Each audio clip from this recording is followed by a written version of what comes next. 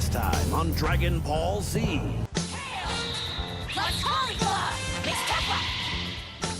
I do like the character design and the aesthetics overall. Is Mastered Ultra Instinct up to snuff? Find out today on Dragon Ball Z.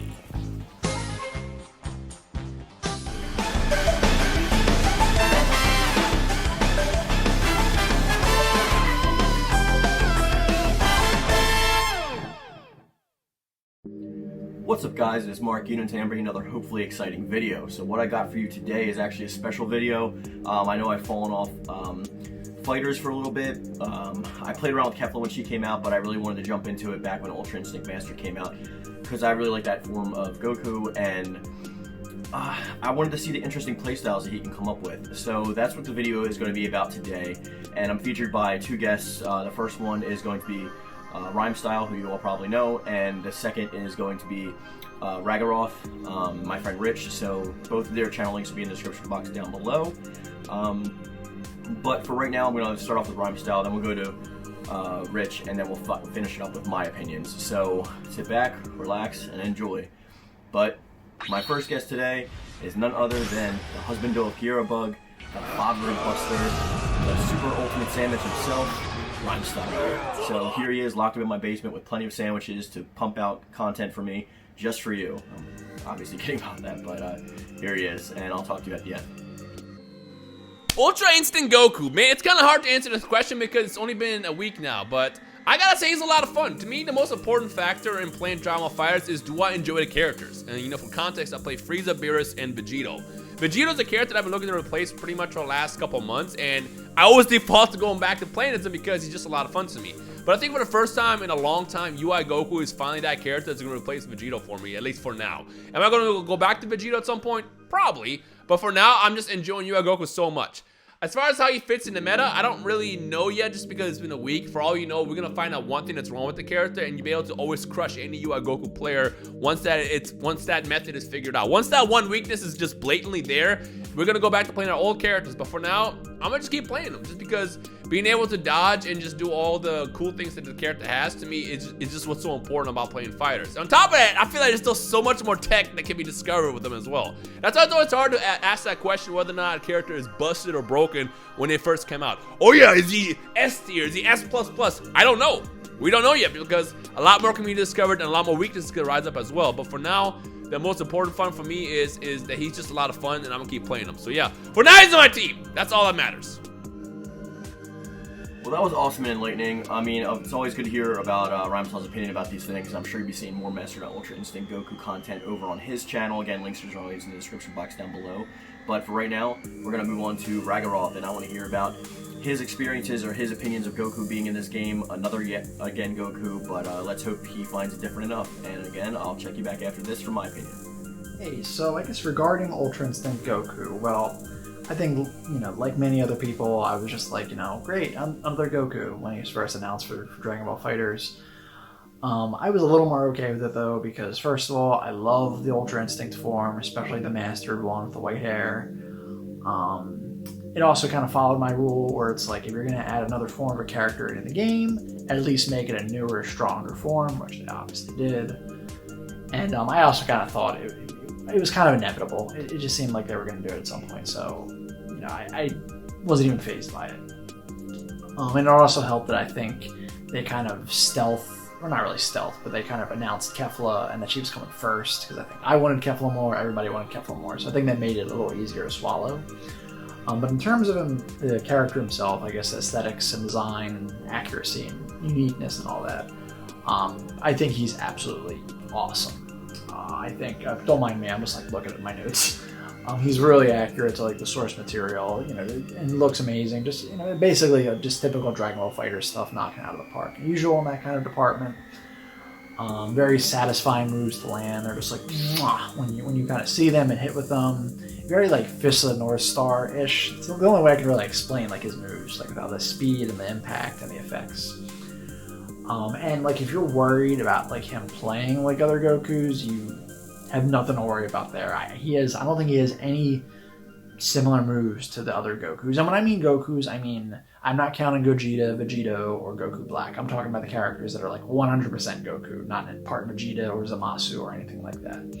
I think the only move he has in common with them is Kamehameha, but it's like, it's Goku, he's gonna have Kamehameha. And the Kamehamehas he does they function way differently. They're like more like, you know, he's jumping, or they're more angled, kind of like the Kamehameha he does, the Kefla and the Tournament of Power, which is one of, I think, the coolest, most iconic moments from that arc, maybe Super in general.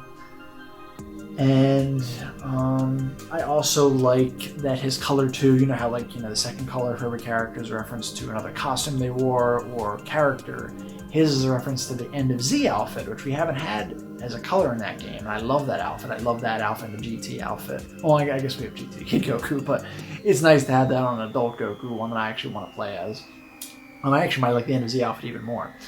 So that's really cool. I mean, yeah, you don't really have the shirt with it because he's shirtless, but it is what it is.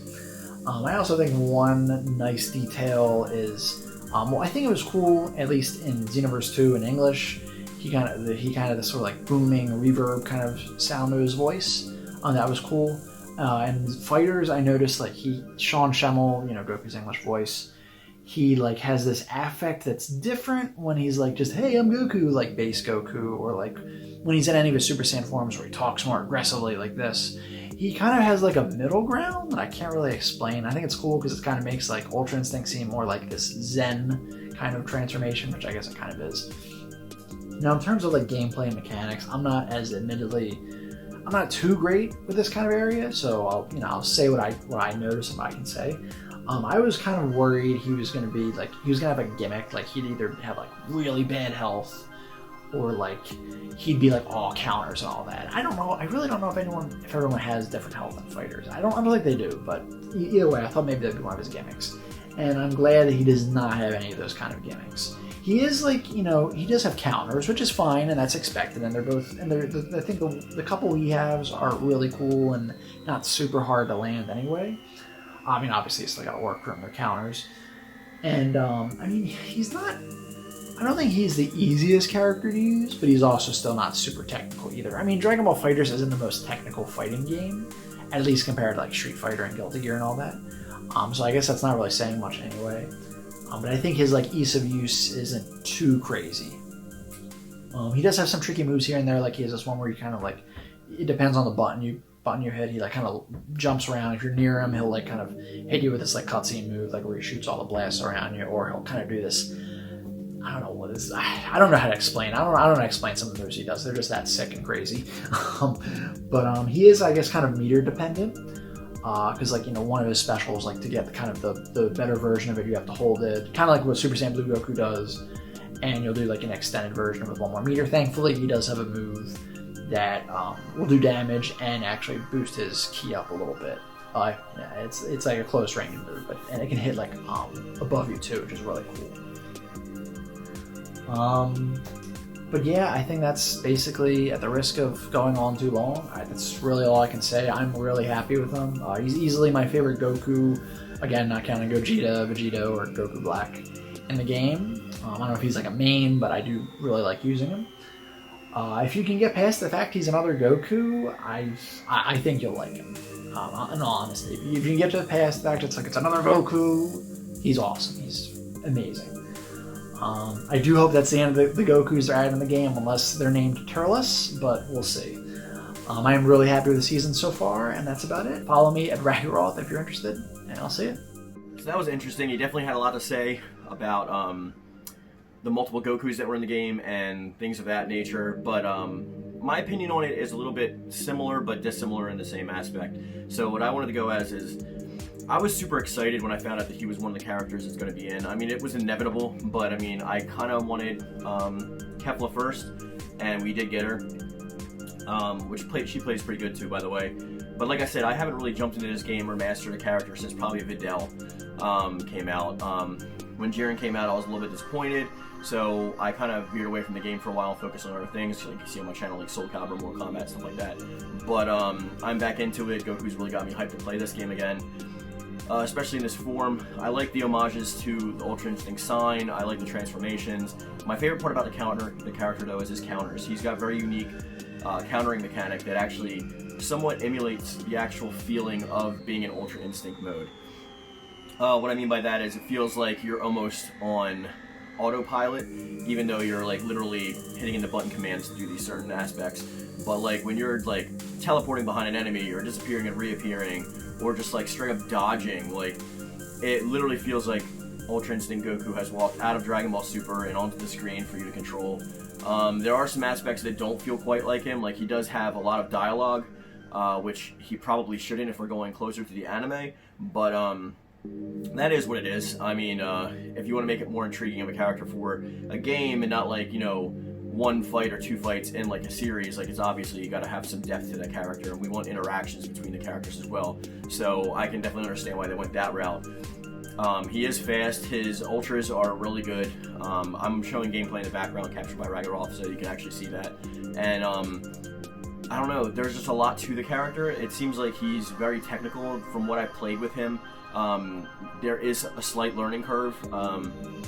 Obviously you're going to have to get used to using him and certain techniques in certain instances, because a lot of his moves are counters and stuff like that, so we're not going to be just like going all in like attack mode full on. Like he is a half-half character. He will have some defense to him, especially if he's going up against his owner.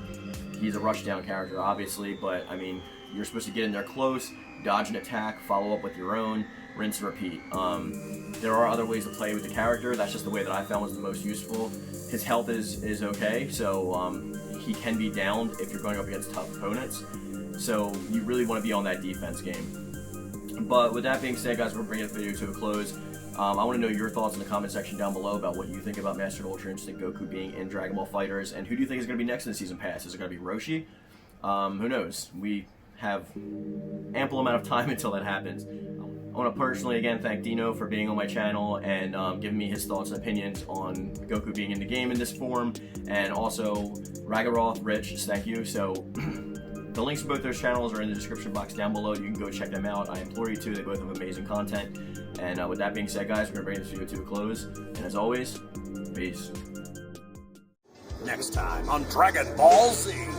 We find out more about Ultra Instinct Goku, including patch notes, gameplay, tactics, techniques, and more.